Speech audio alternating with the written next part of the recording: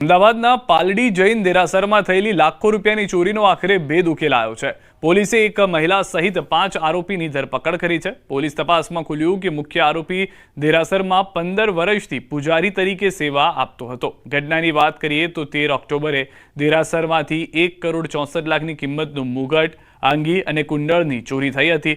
જે બાદ પોલીસે સીસીટીવીના આધારે તપાસ શરૂ કરી। સીસીટીવીમાં પૂજારી હરકતો શંકાસ્પદ દેખાતા પોલીસે તેની શોધખોળ શરૂ કરી। મંદિરના ભોયરામાં કિંમતી દાગીના મૂકવામાં આવ્યા હતા, જેની ચાવી માત્ર પૂજારી પાસે રહેતી હતી। જોકે જ્યારે પણ જરૂર પડે ત્યારે જરૂરિયાત મુજબ વસ્તુઓ મંગાવી પરત મૂકી દેવામાં આવતી હતી, પરંતુ આરોપી મેહુલે ટુકડે ટુકડે કટર વડે કટિંગ કરીને તેમાંથી ચોરી કરી હતી અને ચોરીનો મુદ્દામાલ સંજય જંગારિયા અને રોનક શાહને વેચાણ કરતો હતો। देरासर है एमां छेल्ला 15 वर्षथी पूजारी तरीके काम करता मेहुलभाई राठोड अने ए देरासरमां साफ सफाईनुं काम करता दंपतीए देरासरना जे मूर्तिओ छे ए मूर्ति पर घरेणा तेमज मूर्तिना आंगी अने कुंडळ मळीने चांदीना जे ऑर्नामेंट्स हता एना लगभग 1 करोड़ 64 लाखनी चोरी करेली। અને સમાચારમાં હવે વાત દિવાળીની મોજની।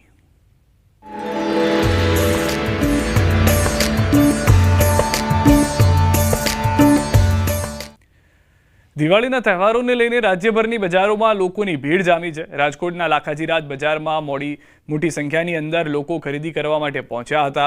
લોકો કપડાં, ચંપલથી લઈ અને ઘરવખરી, ઘર ડેકોરેશનની વસ્તુઓની ખરીદી કરી રહ્યા છે। બીજી તરફ છેલ્લી ઘડીએ ખરીદી કરવા વડોદરામાં પડાપડી જોવા મળી। મધ્ય ગુજરાતમાંથી સૌથી મોટા મંગળ બજારમાં કીડિયારું ઉભરાયું હોય એવા દ્રશ્યો જોવા મળ્યા હતા। આ તરફ અરવલ્લી જિલ્લાના બાયડ શહેરમાં દિવાળી નિમિત્તે ચાલી રહેલા બજારની ચમક વચ્ચે ધારાસભ્ય ધવલસિંહ ઝાલા વ્યક્તિગત રીતે બજારમાં આવીને સ્થાનિક વેપારીઓ પાસેથી ખરીદી કરતા જોવા મળ્યા। દિવાળીના પર્વને લઈને સુરેન્દ્રનગર શહેરની મુખ્ય બજારોમાં ખરીદી માટે લોકો ઉમટી પડતા બજારમાં હૈયે દળાય તેવી ભીડ જોવા મળી। શહેરમાં કાપડ બજાર, મોચી બજાર, સોના ચાંદી બજાર અને પરચૂરણ વસ્તુઓ માટે સવારથી લોકો ઉમટી પડ્યા હતા।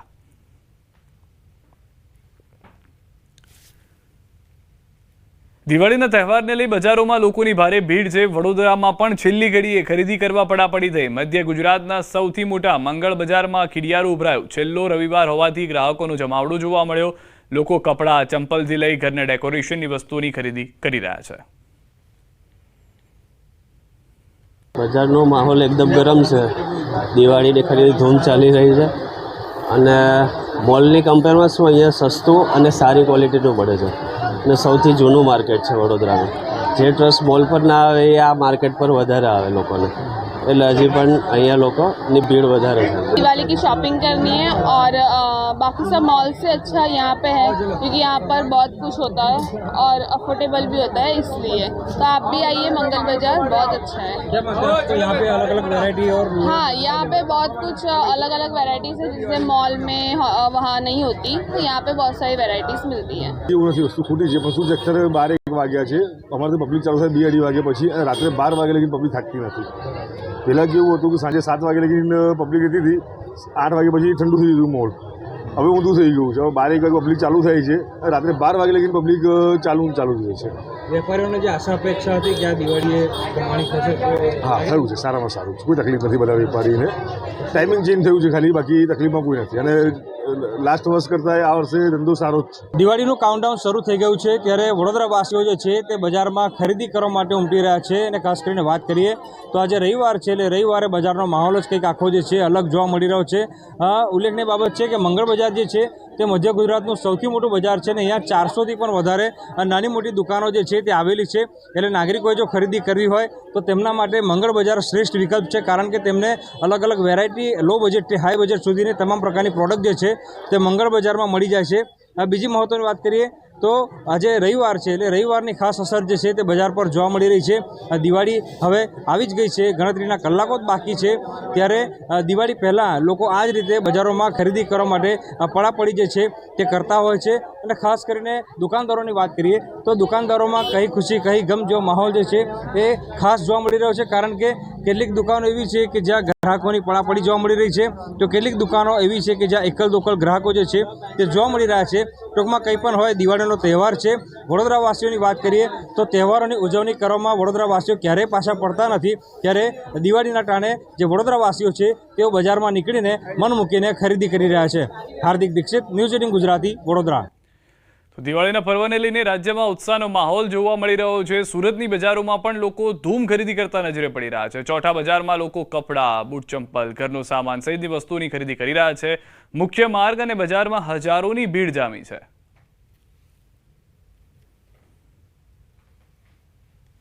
દિવાળીનો પર્વ અને સુરતના ચોટા બજારમાં ગર્દી ના હોય તેવું માનવામાં ના આવે. દ્રશ્યો સીધા જોઈ શકાય છે કે સુરતનો આ ચોટા બજાર છે કે જ્યાં મહિલાઓનું આ બજાર છે અને દિવાળી પહેલાંનો રવિવાર.